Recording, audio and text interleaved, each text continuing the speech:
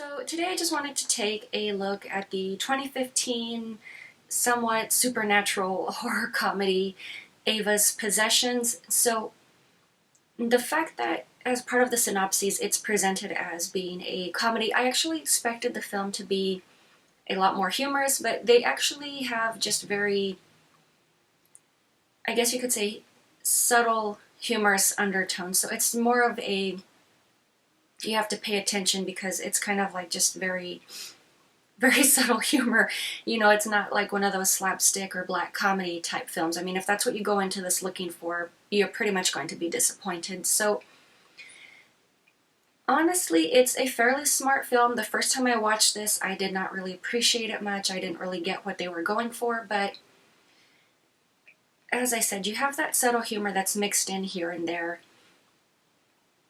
For example, the father is asking his daughter if she was doing marijuana because it tends to be a gateway drug, you know, hence how she wound up being possessed. You know, she opened a door. But, you know, you have subtle humor like that throughout the film, but to some degree you also have kind of these noir or neo-noir elements mixed in because you have the story of this young woman, Ava. She has been possessed, I do not remember for how many days, but at the film's credits you do see that she is being exorcised, and obviously we now have numerous persons who are pressing charges against her while she was possessed, because obviously in this reality being possessed by a demon is common, so you can actually press charges against someone who harmed you even though it was an entity that was enacting these crimes, not the actual person, but someone has to be held accountable. So I don't know, would you say it's kind of like the upside of frivolous law from the 90s? It's kind of ridiculous, but that's what they have going on here. So this young woman obviously is speaking with her lawyer about her options, and she decides on, it's kind of like a Alcoholics Anonymous for people that have been possessed. So they pretty much just call it spirit possession anonymous. Some of the roles are very similar. Obviously she has to track down every single person that she harmed or injured while possessed, and she has to make amends. And obviously that's not going to be easy because she was pretty much a demonic creature at that time. So it's kind of hard to make amends with someone when you don't even know what you did, but they're obviously clearly pissed off and they hold you accountable for that, which, you know, there's no logic there as far as, I mean, I really can't make sense of it, but obviously they still want to be pissy about it and they want to hold this girl accountable. So she has to make amends for things that her entity did while they were in the driver's seat, basically. So we've got an interesting set of things going on. Obviously, not too many of her friends want to talk to her. Everyone's busy avoiding her. A lot of people are still questioning whether or not it's safe to continue talking to her, things like that, which, yeah, that would make sense. I mean, if I knew someone who had been possessed, I probably wouldn't want to be near them either, even if they said it's now safe. But we discover throughout her little investigations, because obviously she's trying to put the pieces together, figure out what exactly did happen. So throughout her investigations, she had sex with a prostitute and she ate a hitman who had been hired to kill her. So those are some of our little odds and ends that we discover throughout the course of the film. There are a few little interesting tidbits here and there. You've also got this one random girl who apparently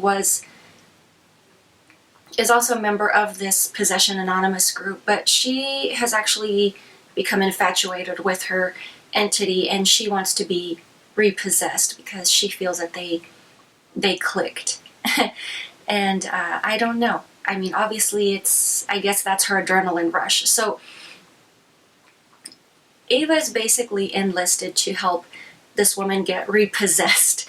So during their little ritual, she is told by the shop owner that she would wind up being marked. Obviously she assumed this was a metaphor. No, she would actually take on a dark mark, which her sponsor discovers behind her ear or on her neck during their anti-possession training. But very interestingly enough, the woman who is playing the shopkeeper at the occult shop is none other than character actress Carole King.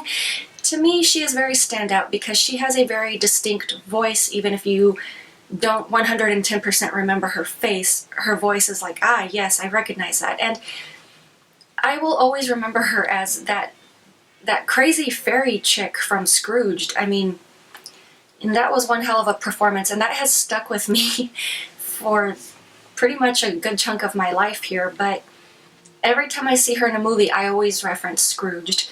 Obviously, she was also the knocked-up mom in License to Drive. But, you know, definitely a good actress. She has just a very small role, but, you know, just for those few moments that she's on screen, you know, she definitely had my attention. But another thing that I really liked about this film is the use of bold or vibrant colors. It definitely does give contrast against the dark matter of the film. You know, it kind of gives it a lighter tone. They're obviously positioning this as a comedy, but I love that contrast between light and dark. You have these bold, vibrant colors, lots of like magentas, aquas, things like that. And a lot of the characters in this film are actually very pale by comparison, so all of the blues actually kind of tend to wash out and make them look more sallow, which, I don't know, I guess that's more of a statement on this alternate reality that it's kind of like a sick city. Obviously, if demon possession is a thing and it's an acceptable thing that people can get treatment for, that kind of makes sense if you think about it. But all of the bold colors really did definitely help hold my interest throughout the film. It does get a little bit laggy here and there, but I think it's more the mystery aspect as Ava tries to piece together the missing bits of her life and just make sense of things that also just kind of really reels you in. But there's enough leeway there to where they leave room for interpretation. So they're not spoon-feeding the audience, they're allowing you to make your own decisions and figure out what had gone on. So obviously the film title, Ava's Possessions, so this obviously implies more than once. And we do get a hint of how she did wind up getting possessed. And, you know, it's kind of something that she just kind of brushes off and she continues throughout the film. You know, she continues on her own path. Towards the ending of the film, she kind of discovers her own, I guess you could say, possession file and stumbles across the family history. So this is when we get more of a flashback montage of things that we had been exposed to throughout the film. The one statement that the mom says, something to the degree that her family is susceptible to possessions. So at the time, the assumption is Ava just kind of heard that and just wrote that off because, you know, she was in recovery. But, you know, with this new context, it's kind of like, oh, she's not the only one.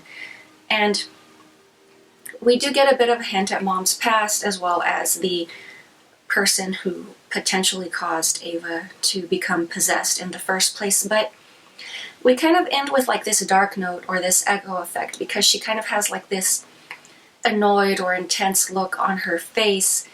And it's definitely that kind of look when someone gets that they're going to do something about something, and the film ends abruptly. So they give us enough string for us to draw our own conclusions, but it's up to us what we want to reel back in.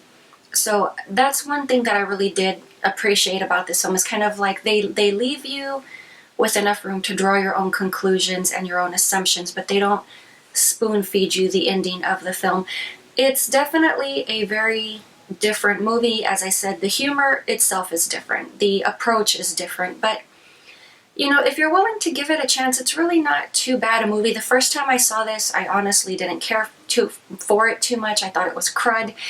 Upon the second viewing, I kind of saw a lot more things that I missed. So you definitely, upon repeat viewings, can read more between the lines and, as I said, come up with your own conclusions and such. But you know, it's definitely an interesting film. I think the filmmakers took a smart approach to this. Some of the humor is kind of you know, it just doesn't work, but as I said, some of the stuff in there is just very subtle as well. So you know, I guess it's just more what kind of humor it is that you're into. If you are, I guess, more into the slapstick type stuff, then this is not the film for you. That's not what they're presenting here at all. But yeah, I would say to a degree, yes, it is a very smart film. It was presented in a very clever manner. There's a lot of subtle stuff as well as some subliminals here and there. But I would definitely recommend checking this one out. But that is all I have for you guys today, and I will talk to you later.